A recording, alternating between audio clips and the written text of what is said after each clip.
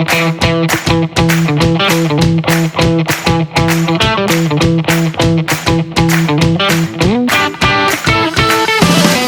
normally I tip my mower over and that's how I drain it out, and you get gas everywhere most of the time from the bowl. Tilt the mower over to get it out or pull the plug, you know, it can get kind of aggravating sometimes. It takes easily a half hour, 45 minutes to change the oil.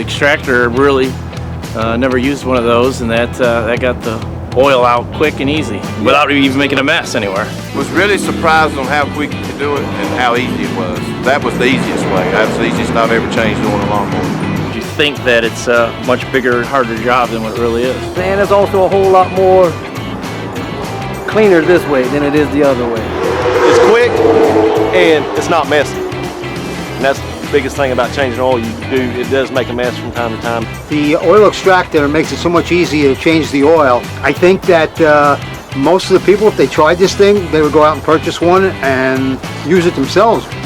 I think 5 minutes would be the max to change your oil. And you're going to get so much more valuable hours and usage out of your mower by keeping the oil fresh. You can do it in less than 5 minutes for sure. Yeah.